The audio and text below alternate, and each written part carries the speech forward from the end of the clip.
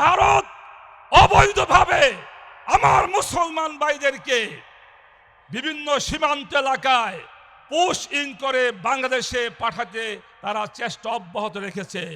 আমি ধন্যবাদ জানাই বিডিআর ভাইদেরকে, ধন্যবাদ জানাই বর্ডার গার্ডের ভাইদেরকে এবং সীমান্ত এলাকার বাংলাদেশের জনগণকে।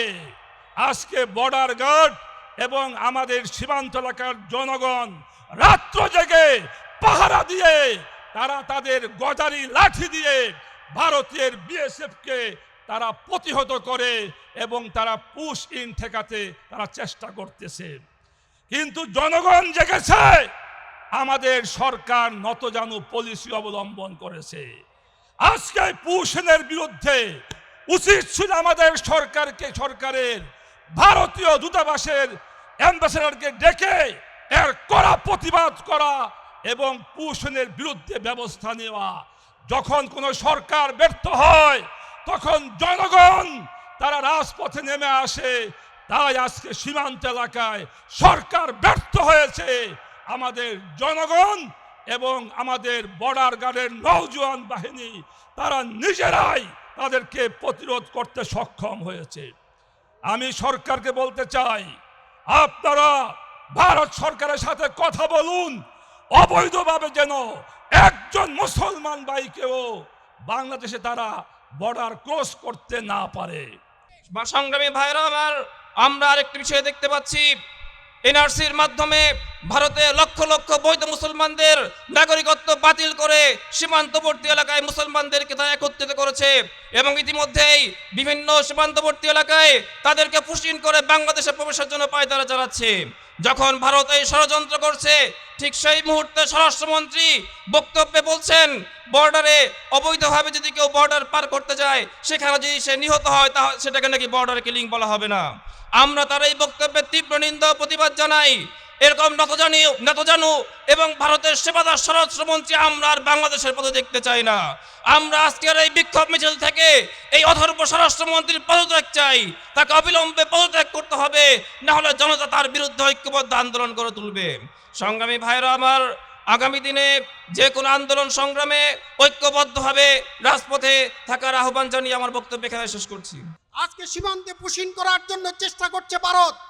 আমরা বলতে চাই, ভারতের মুসলমানরা সেইখানে সেই দেশের নাগরিক, তারা ওখানে সম্মানের সহিত থাকবে, তাদেরকে কেন বাংলাদেশে পাঠানোর চেষ্টা করছে? আমি আমাদের সরকারকে অনুরোধ করব বর্ডার গার্ডে কড়া নিরাপত্তা বেষ্টনী দেওয়ার জন্য এবং যে কোনো মূল্যে এই পুশ ইনকে রোধ করার জন্য। সুতরাং আগামী দিনে সরকারকে যেন সুন্দরভাবে রাষ্ট্র পরিচালনা করে আমরা আবারও সরকারকে আহ্বানযোগ্য জানাচ্ছি। বাংলাদেশ খেলাফত মজলিস জনগণের জন্য কাজ করে, জনগণের একটা সংগঠন। অবিলম্বে যদি পুশ ইন বন্ধ না করা হয়, বাংলাদেশের তৌহিদি জনতা নিয়ে ভারতের বিরুদ্ধে আমরা রুখে দাঁড়াবো। বাংলাদেশের তৌহিদি জনতাকে জানাবো, ভারতীয় পণ্য বর্জন করে ঐক্যবদ্ধভাবে আমাদের ভারতীয় সকল ষড়যন্ত্রের বিরুদ্ধে রুখে দাঁড়াতে হবে। আল্লাহ সুবহানাহু ওয়া তাআলা আমাদের তৌফিক দান করুক। ভারতের পশ্চিমবঙ্গের বাঙালি মুসলমানদেরকে বাংলাদেশি সাজিয়ে জোরপূর্বক অন্যায়ভাবে আমাদের দেশে পুশ ইন করার চেষ্টা করছে, এর তীব্র প্রতিবাদ ও নিন্দা জ্ঞাপন করছি। প্রিয় উপস্থিতি, সেই সাথে আমাদের দেশের সরকারকে বলতে চাই, আমাদের দেশে ভারত থেকে আগত কতজন অবৈধভাবে এখানে বসবাস করে তাদেরকে অতি দ্রুত গ্রেফতার করে সেই দেশে পাঠিয়ে দেওয়ার জন্য আহ্বান জানাচ্ছি। ভারত সরকার একেবারেই পায়ে পড়ে আমাদের সাথে ঝগড়া করতে চায়। সেখানে তারা মুসলমানদের উপরে বিভিন্ন পর্যায়ে নির্যাতন শুরু করেছে, আর এই নির্যাতনের পরবর্তীতে আমাদের দেশে তাদের জনগণকে ঠেলে দিয়ে আমাদের দেশকে স্বাধীনতার হুমকির স্বরূপ দাঁড় করাইতে চায়। যদি এই পর্যায়ে ভারত সরকার তাদের এই দুর্বিসন্ধি পদক্ষেপ বন্ধ না করে, বাংলাদেশের জেনজিরা, বাংলাদেশের জনগণ ভারত সরকারকে পাল্টা জবাব দিবে। আমাদের বর্ডারে যেই সমস্ত অন্যায়ভাবে আমাদের মুসলমান ভাইদেরকে পুশ ইন করা হচ্ছে, আপনারা তীব্র প্রতিবাদ জানান। আর যদি এতে আপনারা ব্যর্থ হন, যদি আপনারা ভারত সরকারের নত চালু হয়ে যান, ভারত সরকারের যারা স্নেহপুষ্ট হয়ে 15 বছর পর্যন্ত ক্ষমতা ছিল তারা এই দেশ থেকে পালিয়েছে, আপনাদেরও পালাইতে বেশি সময় লাগবে না।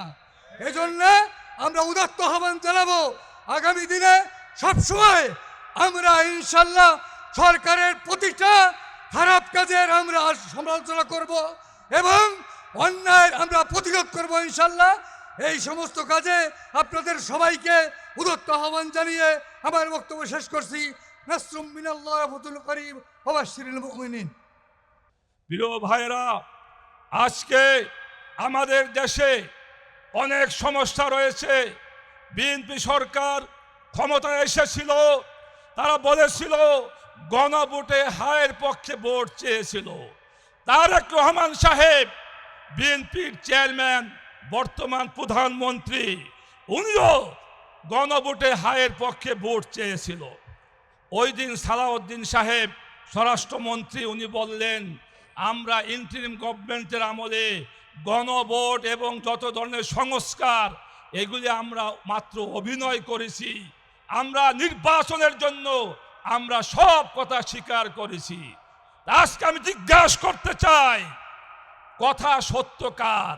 তারেক রহমান সাহেবের, যিনি গণভোটে হায়ের পক্ষে ভোট চেয়েছেন, নাকি সালাউদ্দিন সাহেবের? এর দ্বারা বোঝা যায় বিএনপি জনগণের সাথে প্রতারণা করে একটি নির্বাচনে ইঞ্জিনিয়ারিং মাধ্যমে তারা ক্ষমতা আসতে চেয়েছিল। আজকে তারা তাই করেছে।